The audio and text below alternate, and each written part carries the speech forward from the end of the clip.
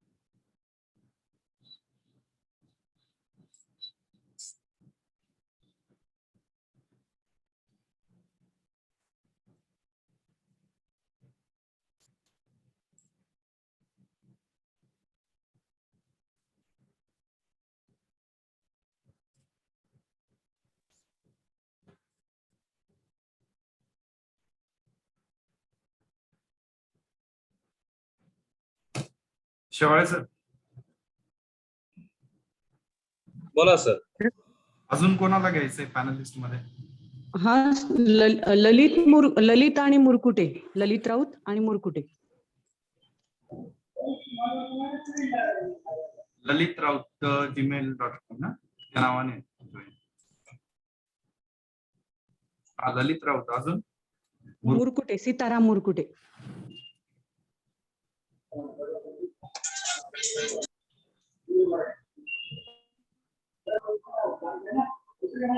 कोणत्या नावाने जॉईन झाले? मुरकुटे नावाने मॅडम. बरं बरं, चालेल सर.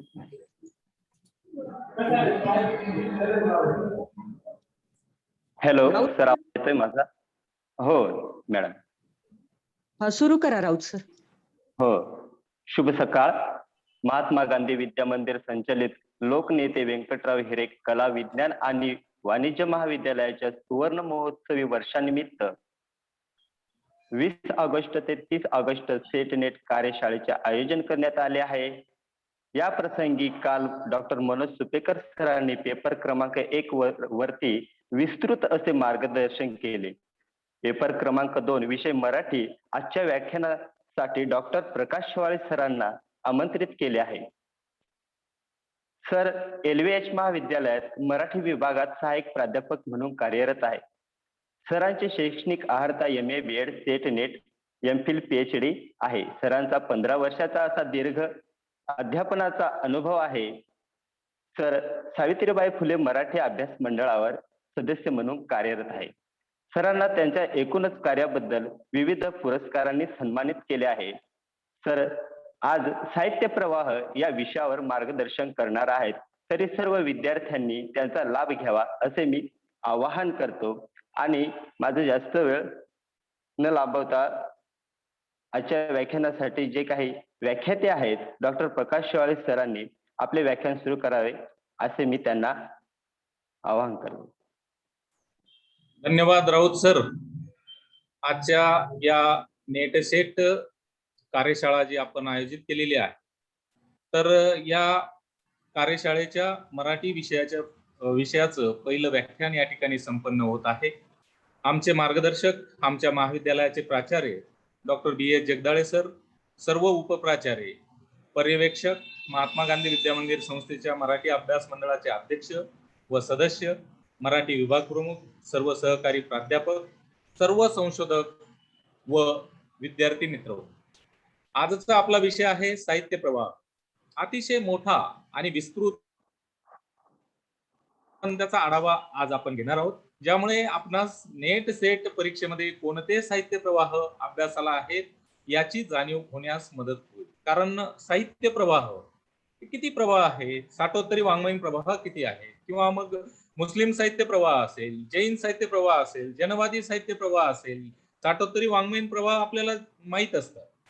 की दलित साहित्य प्रवाह, ग्रामीण साहित्य प्रवाह, आदिवासी साहित्य प्रवाह असेल किंवा मग स्त्रीवादी साहित्य प्रवाह, याची आपल्याला जाणीव असते. परंतु बाकीचे जे साहित्य प्रवाह नेट सेट या पेपरसाठी अभ्यासाला आहेत, त्याची जाणीव मात्र आपल्याला नसते आणि त्याच्यामुळे आपल्याला या गोष्टींचा विचार करणं गरजेचं आहे.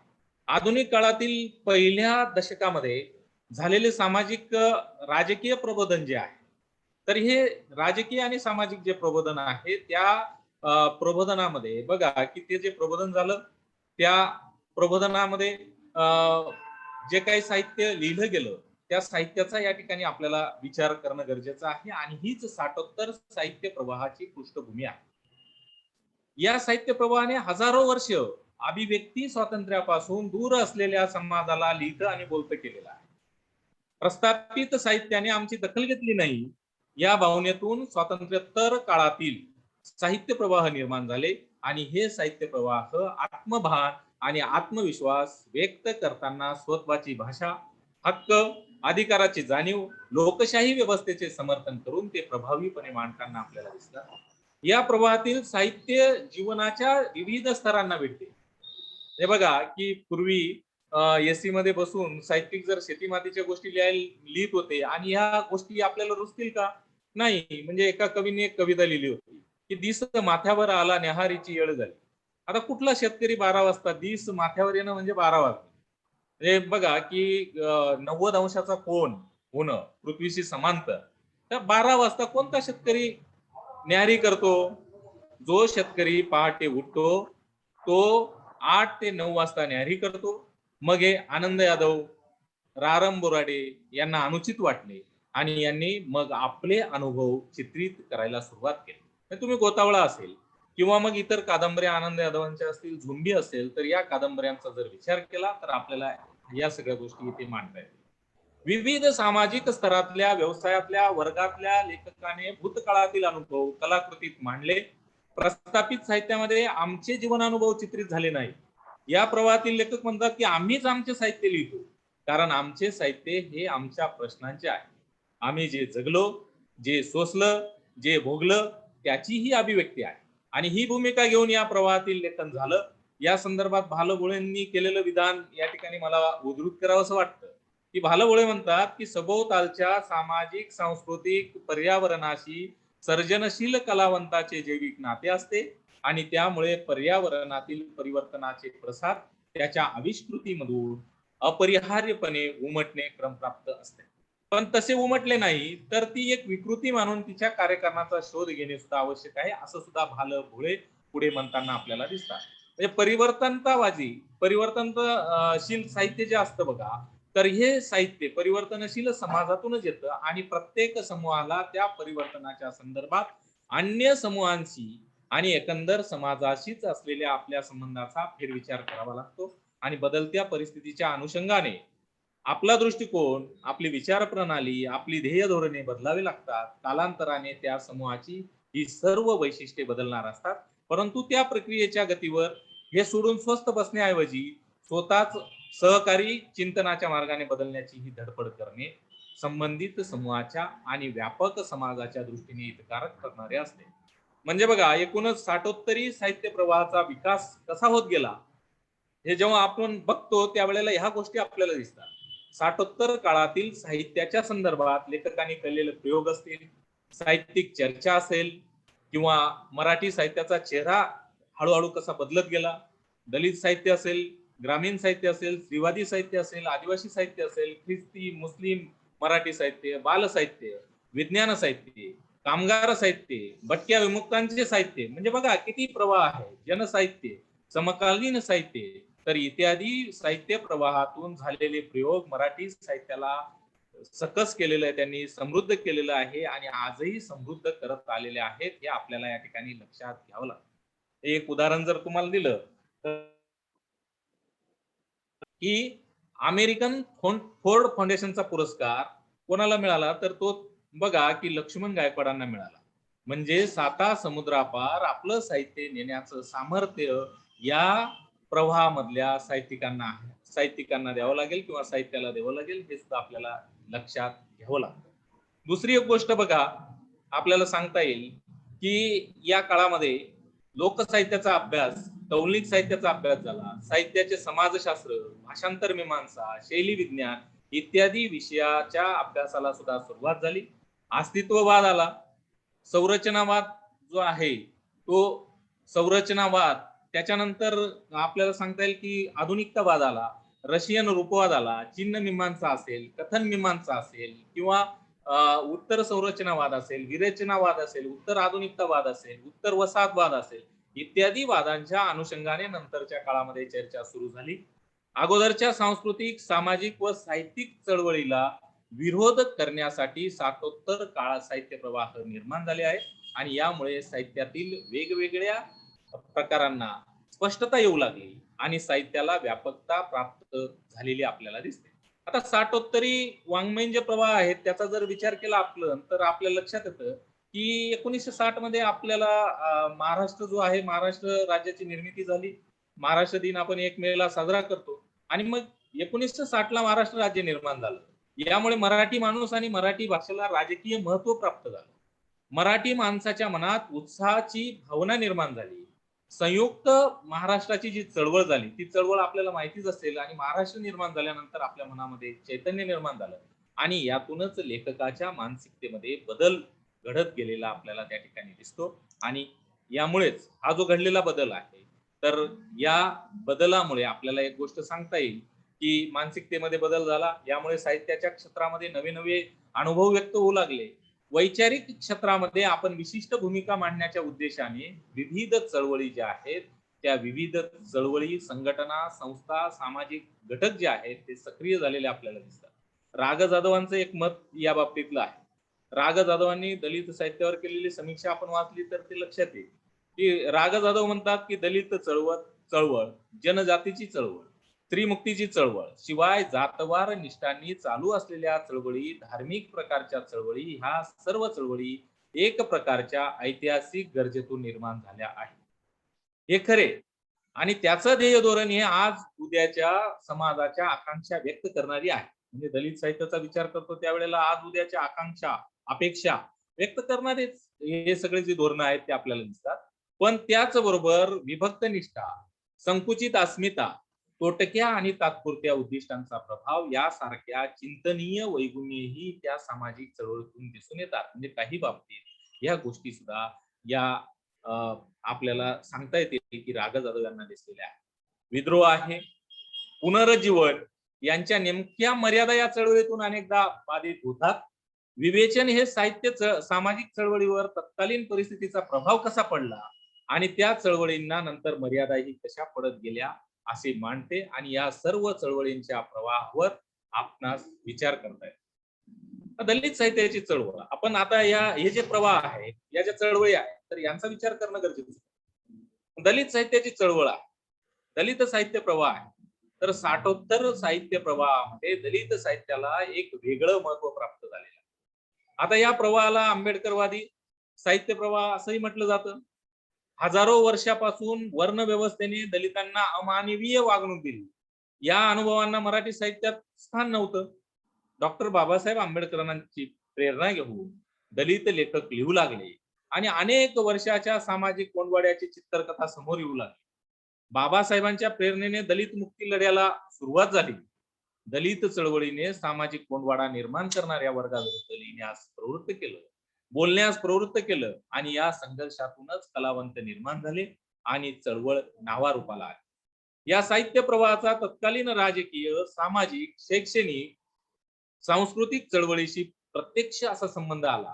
लोकशाहीची मानसिकता, वैचारिकता आणि आदर्श जर मराठी साहित्याने व्यक्त केले असते तर दलित साहित्य जन्माला आलं नसतं. दलित साहित्य जे आहे ते जन्माला आलं नसतं. हे आपल्याला या ठिकाणी लक्षात घ्यावं लागतं.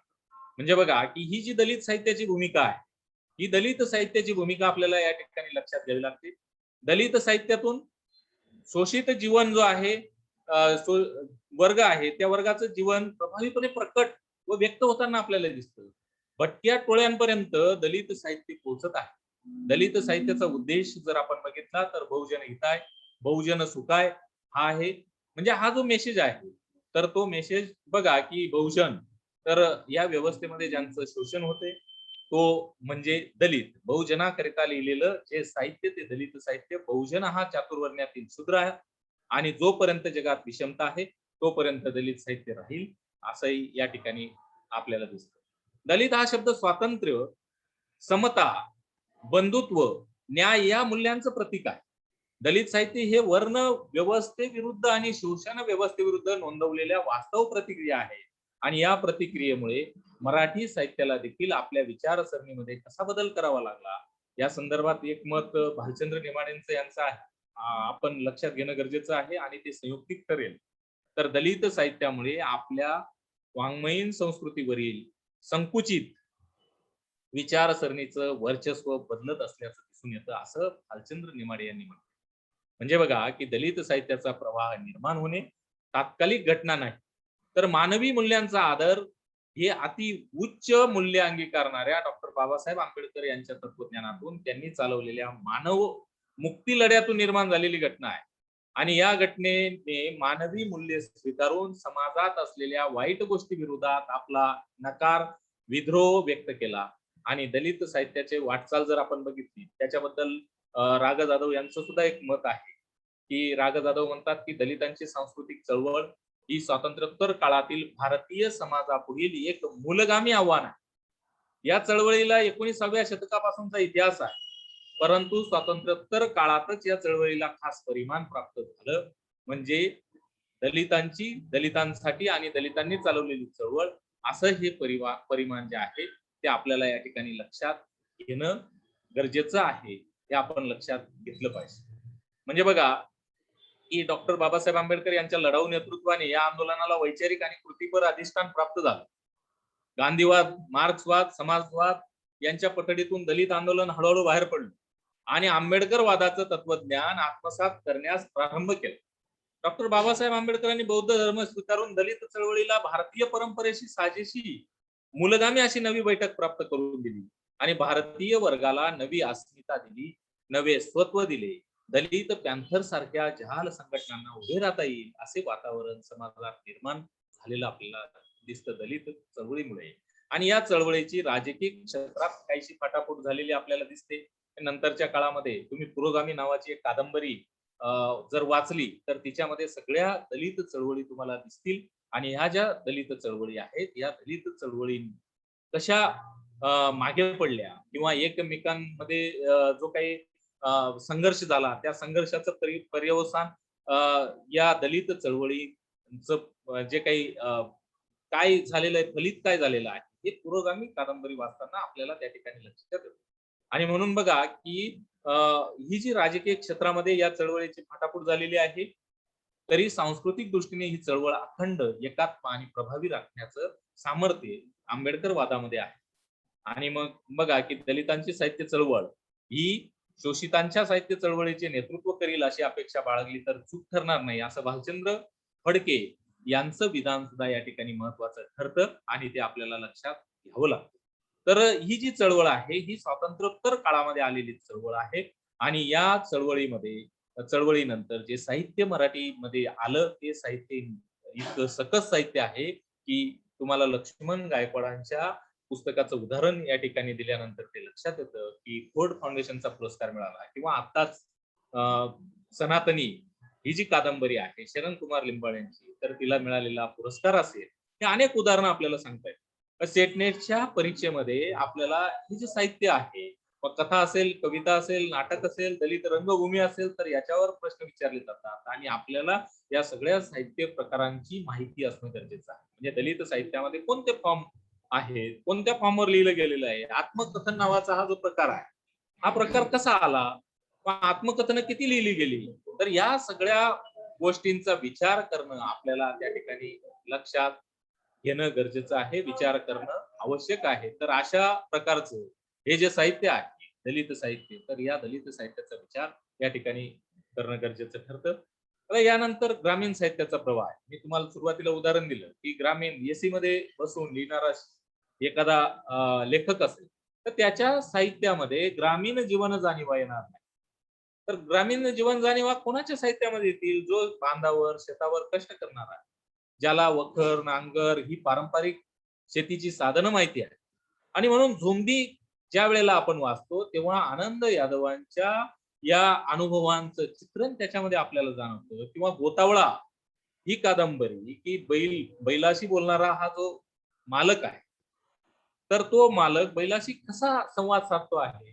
किंवा बघा की गुरं-ढोरं यांत्रिकीकरणामध्ये कसे मोठे ओझ पडत आहे, या सगळ्या गोष्टी तिथे येतात. म्हणजे अनेक कादंबऱ्यांची उदाहरणं आपल्याला देता येतील. आत्ताच्या म्हणजे समकालीन कादंबऱ्या जर बघितल्या तर बळीचा कादंबरी असेल किंवा सदानंद देशमुखांची 12 मास कादंबरी असेल, तर यांची उदाहरणं आपल्याला देता येतील. हे ग्रामीण साहित्य प्रवाह ही संज्ञा व्यापक आहे.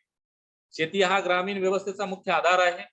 मात्र काय झालं की वर्ण व्यवस्थेमुळे गावकूस आणि गावकुसाबाहेर ही दरी निर्माण झाली.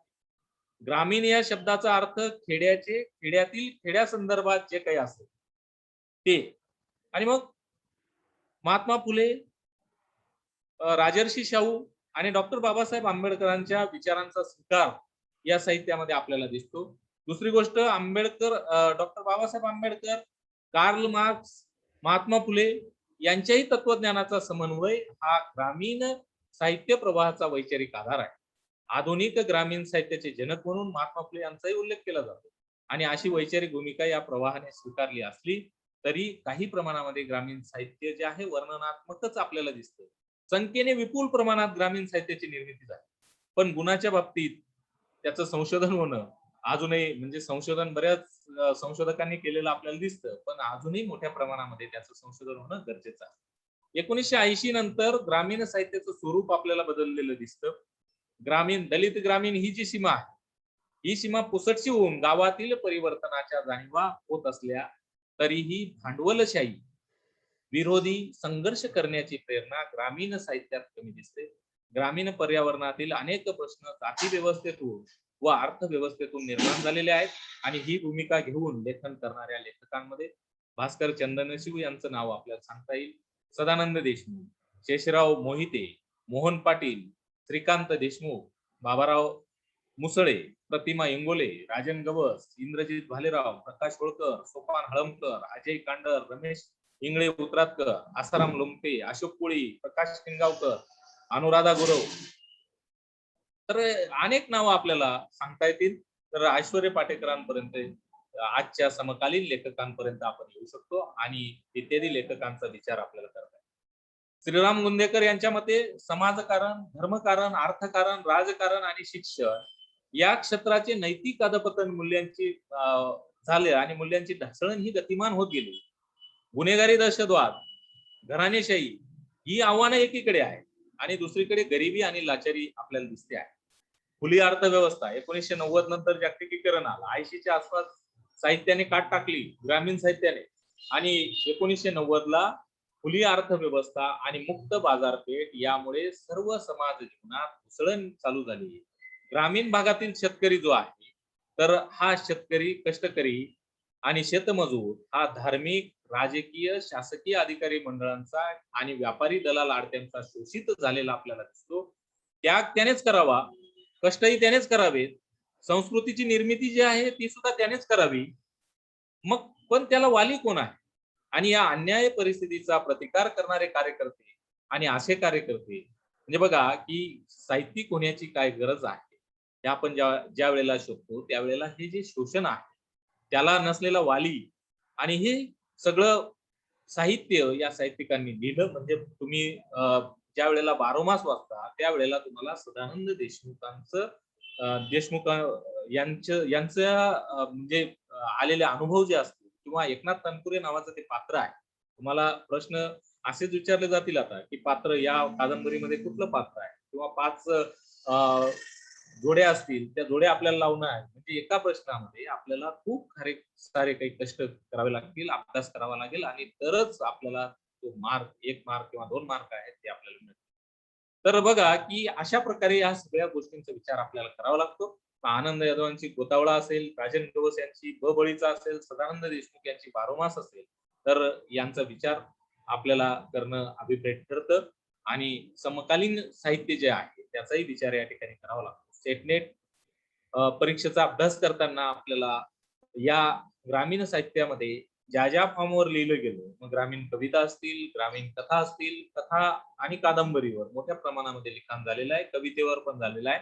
पण बाकीच्या फॉर्म मध्ये कमी प्रमाणामध्ये लिखाण झालेलं आहे, हे पण आपल्याला लक्षात घ्यावं लागतं आणि त्या प्रकारचा अभ्यास आपल्याला या ठिकाणी करणं अभिप्रेत ठरतं.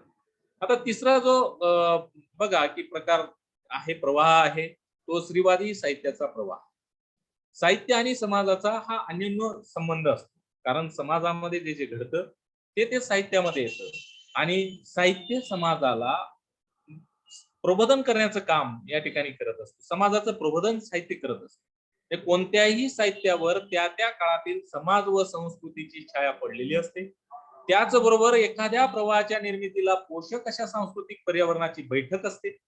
कोणताही प्रवाह हा प्रारंभी बंडखोर नसतो, परंतु त्याची पाळंमुळं समाजाच्या वैचारिक भूमिकेवर योग्य मार्गाने विरोध करून नवी मांडणी करणारी असतील तर ती मांडणी समाज परिवर्तनाला दिशा देणारी ठरते.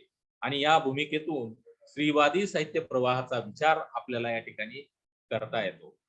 म्हणजे ही भूमिका आपल्याला या ठिकाणी लक्षात घ्यावी लागते. साठोत्तर काळामध्ये स्त्रीवादी साहित्य प्रवाहाचा उदय झाला. 1975 साली आंतरराष्ट्रीय महिला दिन सगळीकडे महिला वर्ष म्हणून साजरा करण्यात आला. 1975 मध्ये महिला दिन साजरा करण्यात आला. तेव्हापासून स्त्रीकडे पाहण्याचा वेगळा दृष्टिकोन जाणीवपूर्वक निर्माण केला जाऊ लागला. मंगला वरखेडे, तुम्ही रमेश वरखेडे यांचं नाव ऐकलं असेल तर मंगला वरखेडे यांच्या मते, त्यांच्या रमेश वरखेडे यांच्या पत्नी, स्त्रीवादी साहित्य त्यांनी लिहिलेलं आहे आणि त्यांनी आपलं मत मांडलेलं आहे. तर त्याच्यामध्ये त्या म्हणतात की मानवी संबंध व्यवस्थेचा मुळापासून वेध घेणारी स्त्रीवाद ही एक राजकीय विचार प्रणाली आहे. नवसमाज निर्मितीसाठी शोषणाची कारणे शोधणे, शोषण का होतं त्याची कारण शोधणं गरजेचं आणि स्त्री अस्मितेचा पुरस्कार करणाऱ्या नव्या पर्यायांची मांडणी करणे हे स्त्रीवादाचे स्वरूप आहे. मात्र ही विचार प्रणाली एकरेषीय नाही. अनेक विचार प्रवाहांना सामावून घेणाऱ्या विविध आंतरवर्तुळांचे हे एक बृहद वर्तुळ आहे. स्पर्धेपेक्षा सहकार्यावर भर देणाऱ्या मवाळ स्त्रीवादापासून, म्हणजे मवाळ स्त्रीवाद कशाला म्हणायचं आपण, स्पर्धा नाही, सहकार्यावर भर देणारा हा मवाळ स्त्रीवादापासून तर पुरुष सत्तेचा पाया उखडून टाकण्याची भाषा करणाऱ्या जहाल स्त्रीवादापर्यंत अनेक भूमिकांचा या बृहद वर्तुळामध्ये समावेश. म्हणजे दोन स्त्रीवादाचे बघा जे प्रकार आहे ते प्रकार या ठिकाणी आपल्याला लक्षात घेणं गरजेचं आहे. म्हणजे एक आहे मवाळ आणि दुसरा आहे जहाल. तर यांचा विचार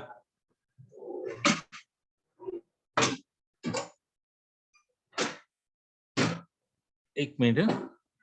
तर अशा प्रकारे या जहाल जो स्त्रीवाद आहे त्याचाही विचार आपल्याला या ठिकाणी करून घेणं गरजेचं आहे. आणि एका बाजूला मवाळ स्त्रीवाद काय म्हणतो की सहकार्य करतो, दुसरीकडे पुरुष सत्तेचा पाया उखडून टाकण्याची भाषा हा जहाल स्त्री शक्तीवाद करताना आपल्याला दिसतो. या स्त्रीवादी चळवळीने जो वेग घेतलेला आहे तर ही चळवळ आणि त्या चळवळीने घेतलेला वेग स्त्री प्रश्नांच्या मंथनाला सुरुवात इथूनच झालेली आपल्याला दिसते. पुरुष सत्तेने मुख्यतः शरीर विज्ञान, अनुभव, संभाषिते, अबोधमन, सामाजिक आणि आर्थिक स्थिती या घटकाच्या माध्यमातून स्त्रीला कमकुवत मानलेले, त्यातील असणारी उणीव या प्रवाहाने दाखवून दिली. एवढंच नाही तर भाषा देखील पुरुष आणि वर्चस्ववादी दृष्टिकोनाचाच परिपाक आपल्याला दिसते. याचा मुळापासून पुनर्विचार करणे गरजेचे आहे आणि हेच स्त्रीवादी प्रवाहाने व्यक्त केले. स्त्रीवादी प्रवाहाचा सत्ता, शरीर, समाजशास्त्रीय व सांस्कृतिक अशा विविध अंगाने विचार या स्त्रीवादाने केलेला आहे. पाश्चात्य स्त्रीवादाने तर हा स्त्रीवादाचा जो प्रभाव आहे किंवा प्रवाह आहे तो आपल्याला इथे बघणं गरजेचं ठरतं. या पाश्चात्य स्त्रीवादाचा प्रभाव भारतीय स्त्रीवादावर पडला असला तरी हा स्त्रीवाद आपापल्या राज्यातील विभिन्न प्रश्न घेऊन कार्यरत असलेला आपल्याला दिसतो आणि म्हणून तो तुलनेत वेगळा आहे. धर्म असेल, संस्कृती, दर्शन, पुरुष सत्ताक समाज व्यवस्था, कुटुंब संस्था या पातळ्यांवर स्त्रीला कमी लेखलं जातं आणि भारतीय समाजावर धर्म आणि पुरुष सत्ताक व्यवस्थेचं प्राबल्य असल्यामुळे सर्वसामान्य हे शक्य नव्हतं. परंतु महाराष्ट्रातल्या समाज सुधारकांनी हे आव्हान स्वीकारलं आणि महाराष्ट्रातील स्त्रीला अविरतपणे प्रयत्न केले जाऊ लागले. सावित्रीबाई फुले यांचा तर अग्रक्रम आहेच. महाराष्ट्रात वेगवेगळे प्रश्न घेऊन या स्त्रीवादी संघटना कार्यरत झाल्या. वेगवेगळ्या नियतकालिकांमधून, वेगवेगळं जे नियतकालिका आहेत, तर या नियतकालिकांमधून हे सगळं लिखाण जे आहे ते लिखाण झालेलं आपल्याला दिसतं. तर बघा की अशा प्रकारे नियतकालिकांमधून, कोणत्या नियतकालिकांमधून लेखन झालं, तर पाक्षिक असेल, मासिक असतील. मग स्त्रीमुक्ती संघर्ष परिषद 1975 मध्ये स्थापन झाली. स्त्री चळवळी सुरू झाल्या आणि या स्त्री चळवळी सुरू झाल्यानंतर बघा की ही स्त्रीमुक्ती संघर्ष परिषद 1975 ची, त्याच्यानंतर मुलगी झाली हो हे नाटक आलं आणि या नाटकाचे प्रयोग महाराष्ट्रभर सुरू झाले, महाराष्ट्रभर प्रयोग झाले. 1979 साली बायजाच्या पुढाकाराने स्त्रीमुक्ती आंदोलन जे आहे, तर हे स्त्रीमुक्ती आंदोलन समितीची स्थापना झाली आणि 1983 साली औरंगाबाद येथे स्त्रीमुक्ती यात्रा व मैत्रिणी या गटांची स्थापना झाली. पण नंतर काय झालं की वेगवेगळ्या ठिकाणी पोस्टर प्रदर्शन झाले, तरुणींची चर्चा झाली, परिसंवाद झाले, नाटके, गाणी या माध्यमातून समाज प्रबोधनाची सुरुवात झाली. आणि मग नारी समता मंच असेल पुण्याचा, स्त्री अन्याय विरोधी मंच असेल औरंगाबाद, महिला दक्षता समिती असेल कोल्हापूरची, महिला हक्क संरक्षण समिती नाशिक मधली, हुंडा विरोधी विद्यार्थिनी संघटना नागपूरला, समाजवादी महिला सभा धुळे, तर यांची स्थापना झाली. आणि लैंगिक छळ प्रतिबंधक कायदा पास झाला. लैंगिक छळ कायदा प्रतिबंधक कायदा पास झाला. स्त्रीमुक्ती परिषद 1988 मध्ये नाशिकला संपन्न झाली. आणि त्याच वेळेला शरद पाटील यांनी, कॉम्रेड शरद पाटील यांनी जात वर्ग स्त्री दासच्या अंतासाठी वैचारिक लेखन करून एक अब्राह्मणी स्त्रीवादाची मांडणी केली. महिला आंदोलन पत्रिका असेल, बायजा असेल, स्त्री उवाच आणि मिळून साऱ्या जणी इत्यादी नियतकालिकांच्या माध्यमातून स्त्री समस्यांची वैचारिक भूमिका मांडली जाऊ लागली. या मांडणीतून स्त्री पुरुष संवेदनशील पिंडाच्या सत्वशील लिखाणातून या सगळ्या प्रश्नांची मांडणी करण्यात आली आणि या मांडणीत स्त्री पुरुष नात्याचे वेगवेगळे पैलू समोर आले. दलित साहित्य प्रवाहाप्रमाणे या प्रवाहाने संस्कृतीच्या माध्यमातून होणाऱ्या पिळवणूक व्यवस्थेकडे व संस्कृतीच्या आतील वास्तवाकडे सर्वांचं लक्ष केंद्रित केलं. हे काय, समाजामध्ये अनेक गोष्टी घडत असतात, पण त्या दाखवणं, त्या लोकांपर्यंत पोहोचवणं, नाहीतर काही गोष्टी उजेडात येत नाही. आणि त्या उजेडात आणण्यासाठी या सगळ्या ज्या चळवळी आहेत त्या चळवळी कारणीभूत ठरल्या आणि या प्रवाहामुळे संस्कृतीची फेर मांडणी होण्याला सुरुवात झाली. आणि या प्रवाहाचं हे महत्वाचं योगदान आपल्याला सांगता येईल. या मांडणीचा विचार प्रत्यक्ष कलाकृतींच्या माध्यमातून जर पाहिला तर गौरी देशपांडे यांच्या आहे हे असे आहे ही कथा वाचल्यानंतर आपल्याला लक्षात येईल. मध्य लटपटीत, एक एक पान गळावया, मुक्काम, भोग या कादंबऱ्या, सानिया यांच्या दिशा घरच्या, ओळख, वलय, परिमाण, शोध, प्रतिमा या कथा व आवर्तन स्थलांतर या 2 कादंबऱ्या. छायादातार यांनी गोष्टी लिहिल्या, साध्या सरळ गोष्टी लिहिल्या. स्वतःला शोधताना, सोपी, वर्तुळाचा अंत या कथा. प्रिया तेंडुलकर यांच्या ज्याचा त्याचा प्रश्न असंही, जन्मलेल्या प्रत्येकाला जावे तिच्या वंशात या कथा असतील. पंचतारांकित हे आत्मकथन असेल. उर्मिला पवारांचं लेखन असेल. चौथी भिंत, 6वं बेट या कथा सांगता येतील. मेघना पेठेंचं नाव आपल्याला या ठिकाणी घेणं गरजेचं आहे, कारण हंस, आकेला, आंधळ्याच्या गायी त्या कथा. बघा, कथांची शीर्षक ज्या वेळेला आपण वाचतो तेव्हा आपल्या लक्षात आंधळ्याच्या गायी, हंस, आकेला, मेघना पेठेंच्या कथा किंवा सीता गोखलेंनी कारावासातले पत्र ही कादंबरी असते. आशा बगेंची झुंवर, शेतू, त्रिदल या कादंबऱ्या असतात. रेखा बैजल यांची तृप्ती असेल, तर शांता मिसळ यांची बेघर कथा असेल. अंबिका सरदारांचं एक श्वासाचा अंतर, अनेक नाव आपल्याला सांगता येतील. प्रतिभा रानडेंचं नाव घेता येईल. प्रभा गणोरकर यांची विवर्त व्यतीत नावाचा कविता संग्रह प्रभा गणोरकरांनी लिहिलेला आहे. हे आपल्याला सगळ्या फॉर्म मध्ये, कविता असेल, कथा असेल, नाटक असेल, कादंबरी असेल, या सगळ्या फॉर्म मध्ये जे स्त्रीवादी साहित्य लिहिलं गेलं त्याचा विचार या ठिकाणी करणं गरजेचं आहे. मल्लिका अमरशेख यांचं वाळूचा प्रियकर, महानगर हे कविता संग्रह. मला उद्ध्वस्त व्हायचंय, मल्लिका अमरशेख यांचा आत्मकथन आहे. रजनी परुळेकरांचे यांचे स्वीकार असेल, दीर्घ कविता हे कविता संग्रह. प्रज्ञा लोखंडे यांचा अंतस्थ, उत्कट, जीव घेण्या धगीवर या कथा असतील. किंवा अनुराधा पाटील ज्यांना साहित्य अकादमीचा पुरस्कार मागच्या वर्षी मिळाला, तर यांचे तरीही, दिवसेंदिवस हे कथासंग्रह, बिरजा यांची वेना कथा, ज्योती लांजेवार यांची दिशा ही कथा, शैला सायंकर यांच्या रक्तकमळाचे राग या कथा असतील, सुमती लांडे यांचं कमळ काचा ही कादंबरी असेल, किंवा नीरजा यांच्या कविता असतील, अशा अनेक साहित्यिकांची नावं आपल्याला सांगता येतील, लेखिकांची नावं सांगता येतील, ज्याच्यातून स्त्रीवादी साहित्य आपल्याला प्रेरित झालेलं दिसतं आणि स्त्रियांवर झालेले अन्याय अत्याचार त्या साहित्यातून येतात.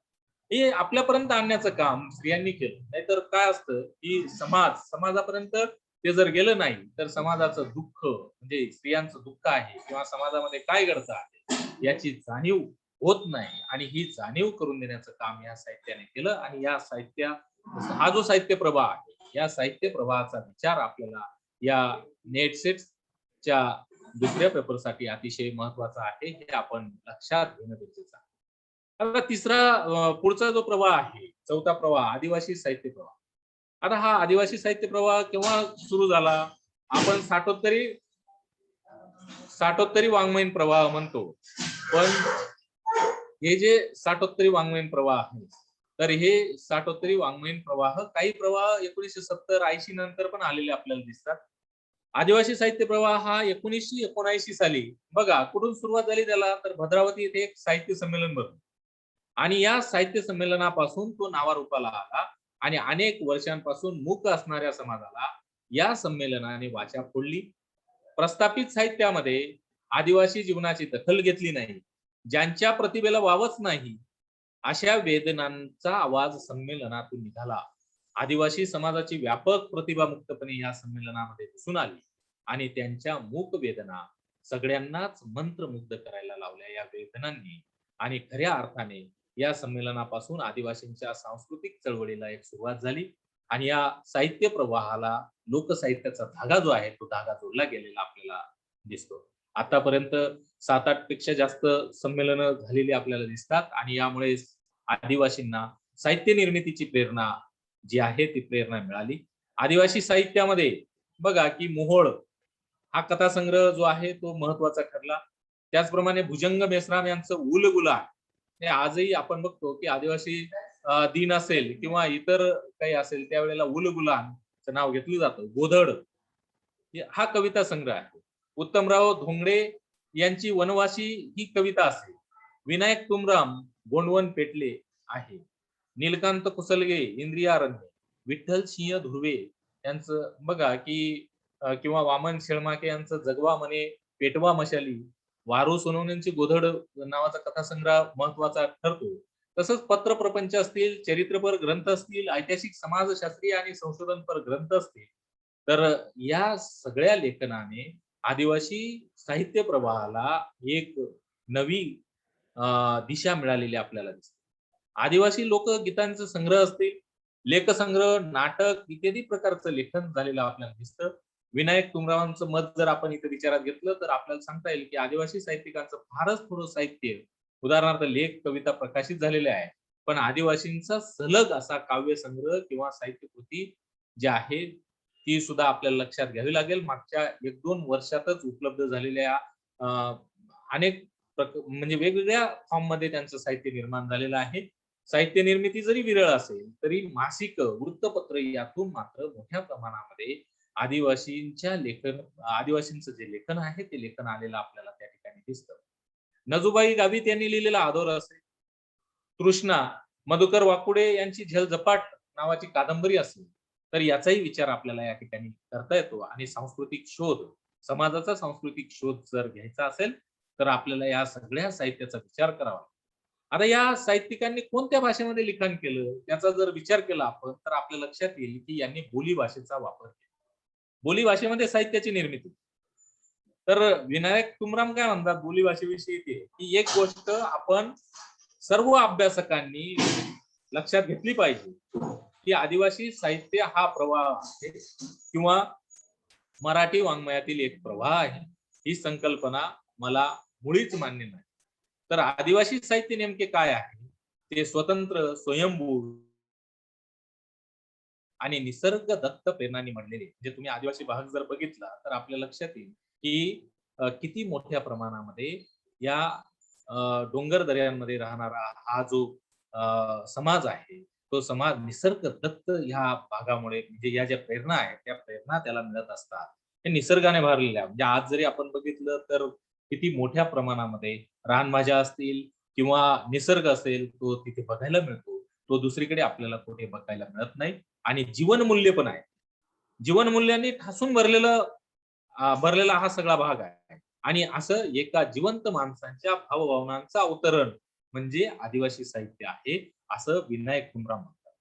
आदिवासी साहित्याला मराठी साहित्यातला केवळ प्रवाह असं जर कोणी म्हणत असेल, तर ते मान्य नाही असं सुद्धा ते म्हणतात. ते माझ्या शतकातील आदिवासी कविता बघा, की या पुस्तकाला 101 पानांची प्रस्तावना जी आहे ती प्रस्तावना त्यांनी लिहिलेली आहे आणि त्याच्यात त्यांनी हे सगळं मांडलेलं आहे. म्हणजे आदिवासींच्या बोलीभाषा अजूनही आहेत आणि पण काही बोलीभाषांना लिपी नाही.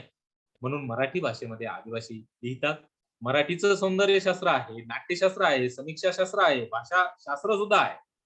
पण आजच्या प्रारंभावस्थेत आदिवासी साहित्य मराठीत लिहिले जाते. म्हणून या सर्व शास्त्रांचे निकष लावणं गरजेचं नाही. म्हणजे बघा, की गौंडी भाषा असेल, त्या भाषेमध्ये पण आता काही प्रमाणामध्ये साहित्य निर्माण व्हायला लागलं. एक विनोद कुंबरे नावाचे एक लेखक आहेत. आगाजा नावाचा त्यांनी कविता संग्रह लिहिलेला आहे. आता एक कादंबरीही त्यांची येते.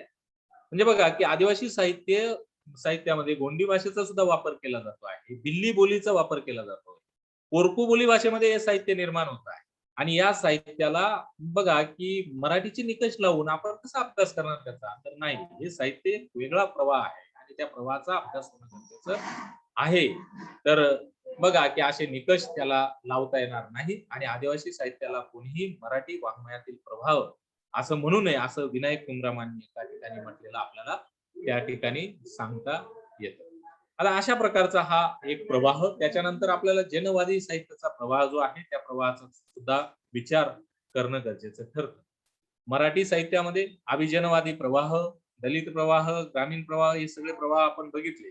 तर बघा, की या प्रवाहामध्ये अभिजनवादी प्रवाह, जनवादी साहित्याचा प्रवाह हा सुद्धा आपल्याला तेवढाच महत्वाचा लक्षात घेणं गरजेचं आहे आणि आपल्याला सेटनेटचा अभ्यास करत असताना जनवादी साहित्याचा अभ्यास करणं गरजेचं आहे.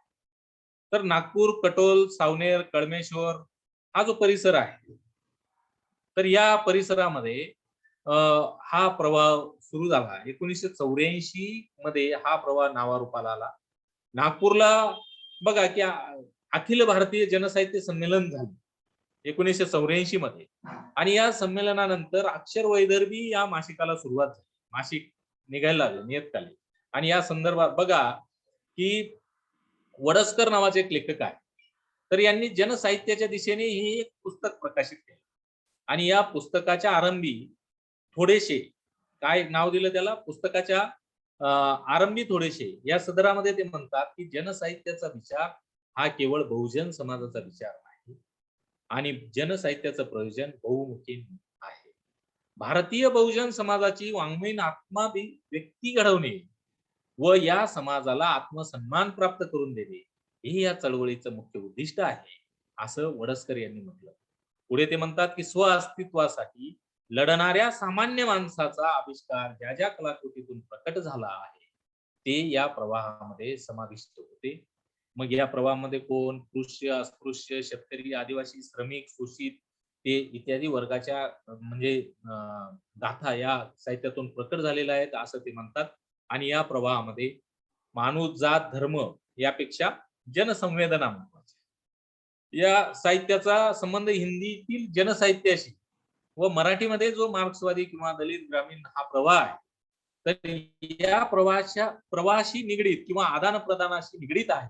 जनसाहित्याचा प्रवाह हा समकालीन साहित्य प्रवाहाशी आंतरिक एकात्मतेने निगडीत राहिला आणि लोकांचा विकास हा लोकशाहीच्या तत्वाला अनुसरून झाला पाहिजे अशी भूमिका या जनवादी साहित्याची आपल्याला दिसते.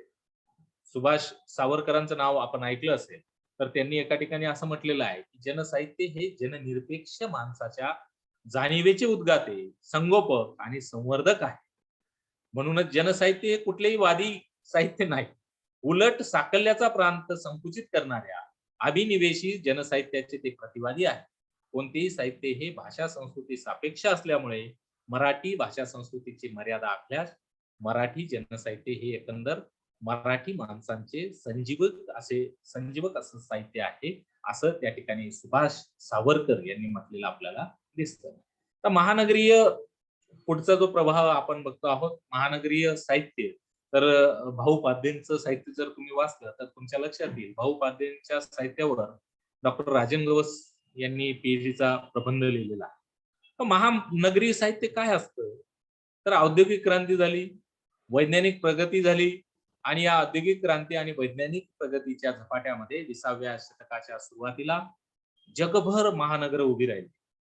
महानगर म्हणजे रोजगार मिळवण्याचं हमखास ठिकाण. म्हणजे आजही आपण बघितलं की नाशिक सारख्या शहरामध्ये तुम्ही गंगापूर गावामध्ये गेला, गंगापूर नाही, गिरणारे गावामध्ये, तर तिथं मजुरांचा बाजार बघतो.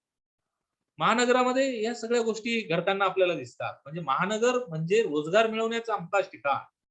कोणीही उपाशी, मुंबईला जा, मुंबईला कोणीही उपाशी मरत नाही असं म्हटलं जातं. मग महानगर जर बघितली आपण तर तिथे रोजगार मिळतो. गिरणारा असेल किंवा प्रत्येक शहरामध्ये, मुंबई सारख्या महानगरामध्ये अनेक ठिकाणी मजुरांचा बाजार होतो. आणि हा जो मजुरांचा बाजार आहे, या मजुरांचा बाजार म्हणजे रोजगार मिळवण्याचं हमखास ठिकाण. लोक येतात, मजूर निवडतात आणि घेऊन जातात. तर महानगरांमध्ये या गोष्टी आपल्याला दिसतात. उपजीविकेसाठी खेड्यापाड्यातील वेगवेगळ्या प्रदेशातील वेगवेगळ्या जाती धर्माचे, वेगवेगळ्या सांस्कृतिक रीती रिवाजाचे लोक, वेगवेगळा समूह महानगरात येऊन स्थलांतर होतो. कष्टकरी किंवा वेगवेगळ्या आपत्ती येतात आणि या आपत्तीमुळे स्वतःचा देश सोडून निर्वासित परक्या भूमीत पाय रोवू पाहणारे निर्वासितही असतात. आज तुम्ही बघता की अफगाणिस्तानमध्ये काय परिस्थिती आहे आणि तिथून कसं स्थलांतर होत आहे, आणि तिथला स्थलांतरित झालेला हा कष्टकरी कुठं जाणार आहे. आणि मग हे कष्टकरी वेगवेगळ्या आपत्ती येतात आणि या आपत्तींमध्ये स्वतःचा देश सोडून फक्त कपड्यांनिशी पळून येतात आणि आपल्या स्वतःच्या संरक्षणासाठी, आणि मग हे आल्यानंतर परक्या भूमीमध्ये पाय रोव पाहणाऱ्या निर्वासित लोकांच्या भिन्न भिन्न जीवनशैलींच्या संकरातून महानगरीय जीवनाचे स्वतःचे असे परंपरा व चालीरीती आणि स्वतःच असं एक वर्तन बंद तयार होतो. जिथे राहणारे लोक आहेत, वेगवेगळ्या जाती धर्माचे लोक आहेत, वेगवेगळ्या सांस्कृतिक रीती रिवाजाचे लोक आहेत, पण ते एकत्रित आलेले आहेत आणि एकत्रित आल्यानंतर त्यांचं एक वर्तन बंद तयार होतो. आणि महानगरातील लोकसमूह अनेक रूपी आणि अनेक स्तरीय लोक एकत्र येतात आणि या सर्वांचं चित्रण ज्या साहित्यामध्ये येतं त्या साहित्याला महानगरीय साहित्य असं म्हटलं जातं. या महानगरीय साहित्याचा उगम जर बघितला तर तो 1960 नंतर इतर प्रवाहांसोबतच झालेला आपल्याला आढळतो. महानगरीय साहित्याची व्याप्ती आणि त्याचा विकास जर बघितला तर महानगरीय जीवनाची विदारकता आपल्याला दिसते. यंत्रयुगीन समाज झालेला आहे आजचा. तुम्ही मर्ढेकरांची कविता, दुसऱ्या महायुद्धानंतर मर्ढेकरांची कविता, मी एक मुंगी तू एक मुंगी, म्हणजे मुंबई मधलं वातावरण जर तुम्ही बघितलं तर मुंबईतलं वातावरण असं आहे की या मुंबईतल्या वातावरणामध्ये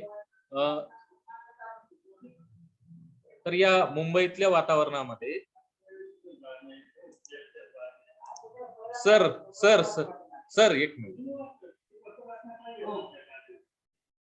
तर या महानगरीय वातावरणामध्ये आपण संघर्ष जो असतो, अस्तित्व संघर्षाची भावना जी आहे ती भावना दिसून येते. 1960च्या आसपास सर्वच पिढी, म्हणजे जी पिढी होती ती सर्वच बाबतीमध्ये असंतुष्ट अशी पिढी होती. आणि ही जी पिढी आहे असमाधानी असणारी, असंतुष्ट असणारी पिढी, शहर अमर्याद अशी वाढत चाललेली होती.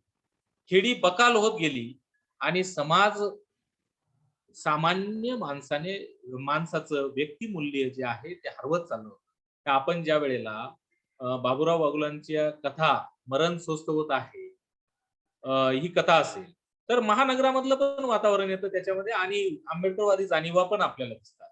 तर शहर अमर्याद वाढत चालली, खेडी बकाल होत चालली आणि माणसाचं मूल्य हरवत चाललं.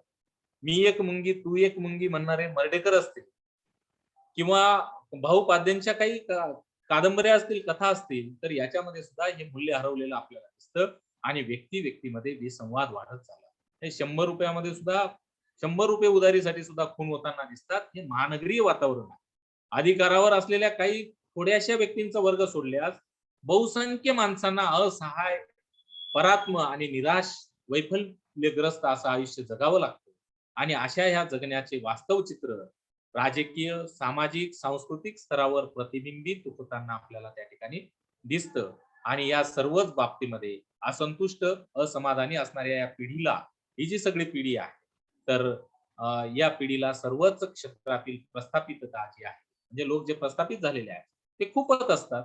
आणि मग हा सगळा जो असंतोष आहे तो साहित्य क्षेत्रातील लघु नियतकालिकांची चळवळ असेल, 1960च्या काळामध्ये लघु नियतकालिकांची चळवळ आली आणि ती जोमाने पुढे गेली. या लघु नियतकालिकांनी पारंपरिक जीवनदृष्टीला आणि वाङ्मयीन संकेतांना विरोध केला. आपल्या नावातून, आकारातून, मांडणीतून आणि लेखनातून प्रस्थापित व्यवस्थेच्या विरोधात चळवळ उभी करण्याचा प्रयत्न ह्या लघु नियतकालिकांनी केलेला आपल्याला दिसतो. मग याच्यामध्ये हे महानगरीय साहित्य आहे.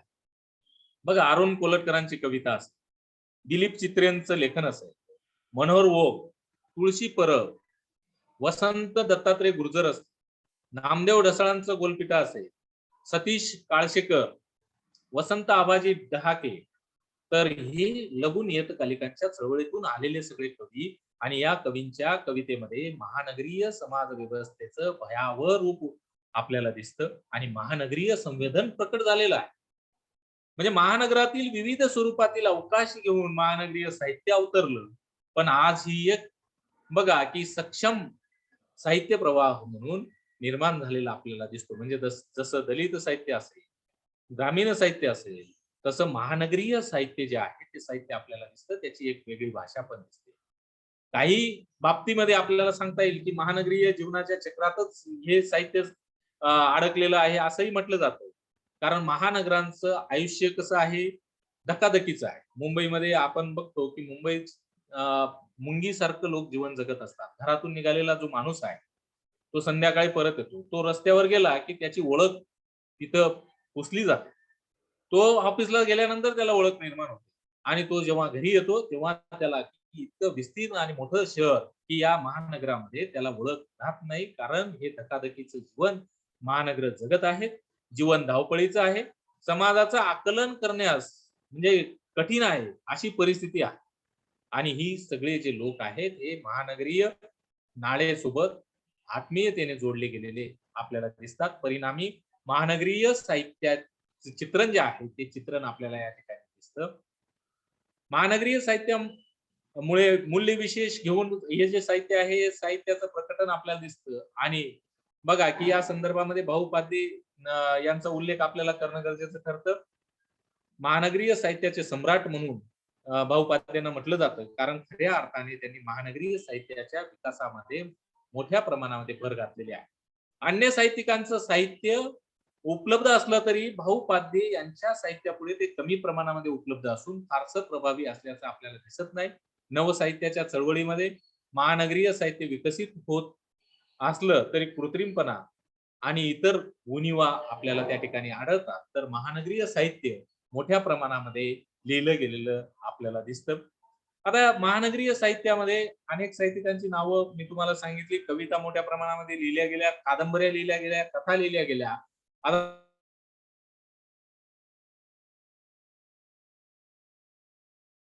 जो प्रवाह आहे मुस्लिम मराठी साहित्याची 10व्या आणि 14व्या शतकापासून मुस्लिम मराठी संतांनी मराठीतून साहित्य निर्माण केल्याचे अनेक पुरावे आपल्याकडे आहेत. त्यांनी मराठी प्रांतातच नव्हे तर दक्षिणेतून सुद्धा मोठ्या प्रमाणामध्ये लेखन केलं. आणि पेशव्यांच्या काळामध्ये शाहिरी, बघा की पेशव्यांचा जो काळ होता तर त्या काळामध्ये शाहिरी लिहिलेली आपल्याला दिसते. काव्य, शाहिरी काव्य असेल, वैदिक काव्य याची निर्मिती केली. आणि जवळजवळ 50 मुस्लिम मराठी संत त्या काळामध्ये होऊन गेलेले आहेत. अनेक रियासतकार झाले आणि शाहीर अनेक होऊन गेले. विशेष म्हणजे मराठीतून लिहिणं ही केवळ मध्ययुगातील किंवा 18व्या शतकातील मराठी मुस्लिम साहित्यिकांची कामगिरी नाही, तर 19व्या आणि 20व्या शतकात सुद्धा मुस्लिम मराठी साहित्य लिहिलं जात होतं आणि आताही लिहिलं जातं. 1936 सालापासून सांगलीचे सय्यद अमीन यांनी मुस्लिम मराठी साहित्य हा प्रयोग केला. म्हणजे आपल्याला प्रश्न विचारला जाऊ शकतो की मुस्लिम मराठी साहित्य हा शब्दप्रयोग कधी झाला, तर 1936 मध्ये झाला. आणि सांगलीचे सय्यद अमीन यांनी हा प्रयोग पहिल्यांदा केला. कोकण विभागातील अनेक मुस्लिम साहित्यिकांनी कथा लिहिल्या, कादंबऱ्या लिहिल्या, कादंबऱ्या लिहिल्या, कविता, नाटके लिहिलेली आहेत. आणि महाराष्ट्रात 15व्या शतकापासून ग्रामीण भागातून मराठीतून भक्तिकाव्ये, ओव्या, अभंग लिहिणारे 49 म्हणजे 50 पेक्षा जास्त मुस्लिम कवी होऊन गेलेले आपल्याला दिसतात. कोकणात स्वातंत्र्यपूर्व काळापासून कोकणी मुस्लिम साहित्य मराठीतून लिहित होते. कॅप्टन फकीर मोहम्मद जुळवेंचं नाव आपल्याला सांगता येईल. अबू काजी असतील, परवेज नाईकवाडे असतील, बशीर सावकार असतील, कवी खावर, अजीज हसन, मुकरी इत्यादींचं लिखाण जे आहे ते लिखाण आपल्याला सांगता येईल.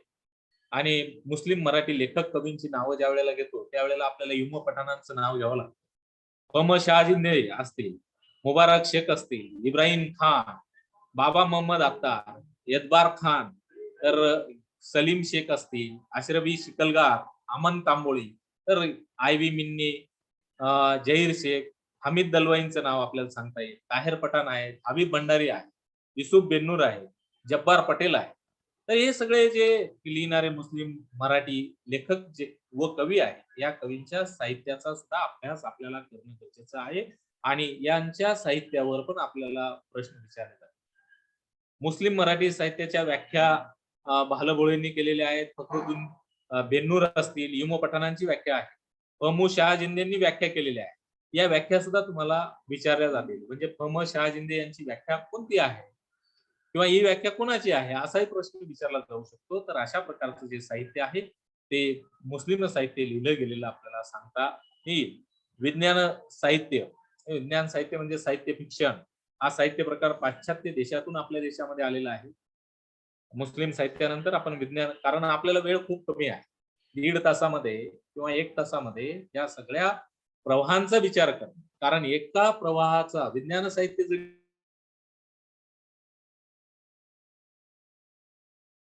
तरी आपल्याला 1.5 तास एका साहित्य प्रवाही. पण बघा की वेळ कमी असल्यामुळे आपण त्याचा धावता आढावा घेणार आहोत.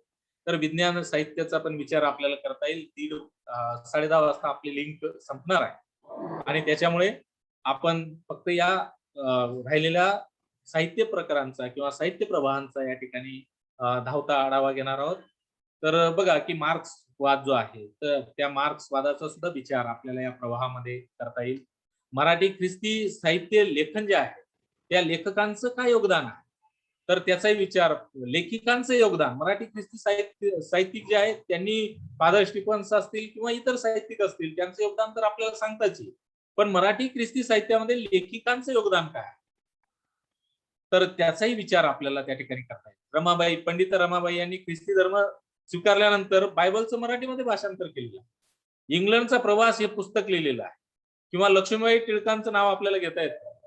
तर स्मृतिचित्र असेल, अनुपमा उजगिरी असतील तर यांचंही नाव आपल्याला सांगता येतं. सिसिलिया कार्व्हालो यांचं लेखन असेल, वसईला राहणाऱ्या सिसिलिया कार्व्हालो, तर या सगळ्या साहित्यिकांचा विचार आपल्याला या नेटसेटच्या अभ्यासामध्ये ख्रिस्ती साहित्यिकांचा विचार करत असताना घ्यावा लागतो. तर असे अनेक प्रवाह आपल्याला सांगता येतील. अल्पसंख्याकांचे प्रवाह साहित्य आहे, बाल साहित्याचा प्रवाहाचा विचार करावा लागतो. कामगार साहित्य आहे, कामगार साहित्यावर आता संशोधन सुद्धा केलेलं आहे. तर हे सगळे प्रकार आपल्याला या घटकामध्ये बघणं आवश्यक ठरतं. आज आपण या ठिकाणी आपल्याला वेळ कमी आहे आणि 10:30 वाजता आपल्याला दुसरी लिंक चालू करायची आहे. त्याच्यामुळे आपण 10:30 वाजेच्या आत संपवणार आहोत. तुम्हाला काही प्रश्न असतील तर प्रश्नही तुम्ही विचारू शकतात. आज या ठिकाणी आपण साहित्य प्रवाह या विषयावर मला मांडणी करण्यासाठी आयोजकांनी संधी दिली. तुम्ही सगळ्यांनी ऐकून घेतलं. तर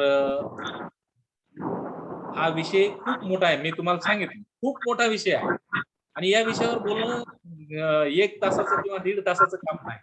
तर या विषयावर बोलण्यासाठी, एका प्रवाहावर बोलण्यासाठी आपल्याला 1 ते 1.5 तास गरजेचा आहे.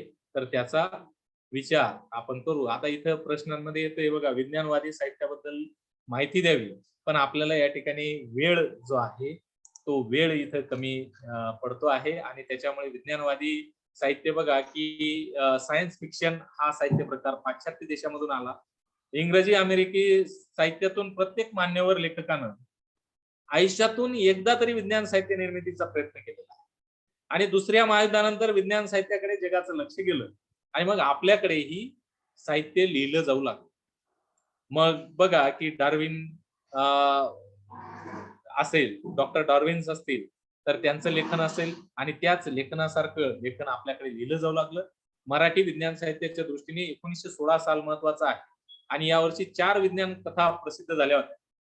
श्रीबा रानडे यांचे तारेचे हास्य ही कथा मासिक मनोरंजन मध्ये आली आणि तिथून महाराष्ट्रामध्ये खऱ्या अर्थाने विज्ञान साहित्याला सुरुवात झालेली आपल्याला सांगता येते. विज्ञान साहित्यामध्ये भारा भागवत, द ची सोमन, दंपा खांबेटे, नारायण धारप यांचं लेखन आपल्याला सांगता येईल आणि आता जयंत नारळीकरांपर्यंत ही जी परंपरा आहे ही परंपरा आपल्याला नेता येते. याच्यावर खूप बोलता येईल पण आपल्याला वेळेची मर्यादा आहे आणि त्याच्यामुळे आपण या ठिकाणी अनेक प्रश्न आहेत. समकालीन साहित्य म्हणजे काय, तर याच्यावर सुद्धा आपल्याला समकालीन साहित्यावर सुद्धा आपल्याला एक लेक्चर घेता येईल. अनेक विषय आपल्याला त्या ठिकाणी मांडता येतील या ठिकाणी. तर वेळेची मर्यादा आहे. मला या ठिकाणी बोलण्याची संधी दिली, तुम्ही ऐकून घेतलं सगळ्यांनी, तर मी तुमचा सगळ्यांचा आभार मानतो आणि थांबतो. आपण 1-2 लेक्चर तुमच्या ज्या शंका असतील त्याच्यावरची लेक्चर आमच्या महाविद्यालयाच्या YouTube चॅनलवर तुम्हाला रेकॉर्ड करून आम्ही ते लेक्चर टाकू. तर तुमचे जे काही प्रश्न आहेत ते प्रश्न आमच्या लक्षात आहेत, आम्ही ते नोंद करून घेतले. धन्यवाद. धन्यवाद सर. आज आपल्या उशिरा लिंक सुरू झाली त्याबद्दल मी आधी सगळ्यांची दिलगिरी व्यक्त करते. उद्यापासून वेळेवर अगदी 9 वाजताच आपली लिंक सुरू होईल आणि सगळे व्याख्यान आपले 1.5 तासाचे होणार आहे. तरी याची सगळ्यांनी नोंद घ्यावी आणि आजच्या या उशीरबद्दल आम्हाला क्षमा करावी. तर सर्व विद्यार्थ्यांना मी विनंती करते की आपले जे प्रश्न आपण चॅट बॉक्स मधून मांडलेले आहेत आणि त्यांची उत्तरं आज मिळाली नसतील तर उद्याच्या दिवशी आम्ही चॅट बॉक्स मधूनच त्या प्रश्नांची उत्तरं देण्याचा देखील प्रयत्न करू. म्हणून तुमच्या सगळ्या प्रश्नांना नक्कीच उत्तरं मिळतील. मी इथे डॉक्टर प्रकाश शेवाळे यांच्या आजच्या या व्याख्यानाबद्दल आणि सखोल मार्गदर्शनाबद्दल आभार मानते आणि आजच्या या व्याख्यानाला सर्व विद्यार्थ्यांनी, सर्व सहभागींनी जी उपस्थिती दर्शवली आहे, नोंदवली आहे, त्याबद्दल सुद्धा त्यांचे आभार. नक्कीच सर्व नेटसेट परीक्षा देणाऱ्या सर्व विद्यार्थ्यांना याचा लाभ होणार आहे आणि या मार्गदर्शनातून पुढील परीक्षेस बसताना त्याविषयी तुम्ही नक्कीच जे काही प्रश्न असतील या व्याख्यानामुळे किंवा या एकूणच व्याख्यानमालेमुळे एकूण 20 तारखेपासून 30 तारखेपासून आपली ही सेरीज सुरू राहणार आहे आणि विविध माध्यमातून, विविध विषयातून, माध्यमातून म्हणण्यापेक्षा विविध व्याख्यात्यांच्या अभ्यासातून यावर मार्गदर्शन होणार आहे. तर या मार्गदर्शनातून नक्कीच आपल्याला फायदा होणार आहे आणि त्यामुळे आपण रोज आपली उपस्थिती इथे नोंदवावी ही नम्र विनंती. आपण जास्तीत जास्त संख्येने इथे उपस्थित राहावे आणि याचा फायदा करून घ्यावा. फीडबॅक फॉर्म इथे टाकत आहोत. फीडबॅक फॉर्म नक्की भरा आणि फीडबॅक फॉर्म भरल्याशिवाय या जे काही याचं प्रमाणपत्र आहे ह्या सेरीजचं ते तुम्हाला मिळणार नाहीये. म्हणून तो फीडबॅक फॉर्म भरणं अत्यंत आवश्यक आहे. फीडबॅक फॉर्मची लिंक इथे टाकलेली आहे, ती तुम्ही लगेच भरून द्यायची आहे. धन्यवाद सर्व विद्यार्थी मित्रांनो, मैत्रिणींनो आणि आजचे व्याख्याते डॉक्टर प्रकाश शेवाळे सर, आपले पण मनपूर्वक आभार. धन्यवाद. आम्ही आभारी आहोत. आपण इथे चांगल्या प्रकारचे एक व्याख्यान विद्यार्थ्यांसमोर मांडले. धन्यवाद.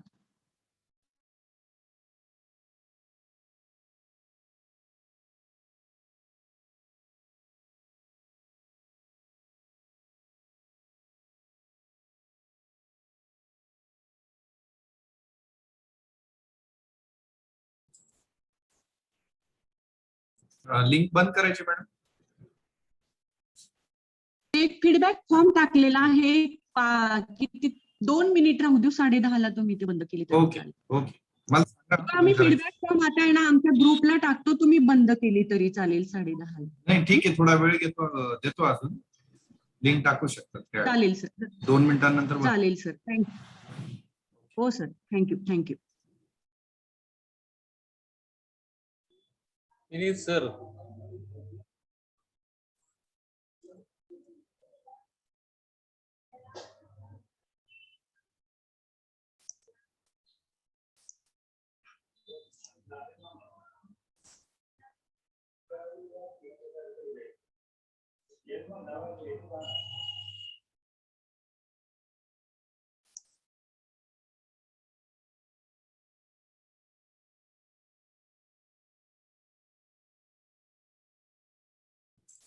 शेवाळ सर काही सांगायचं होतं? एक्झिट झाले.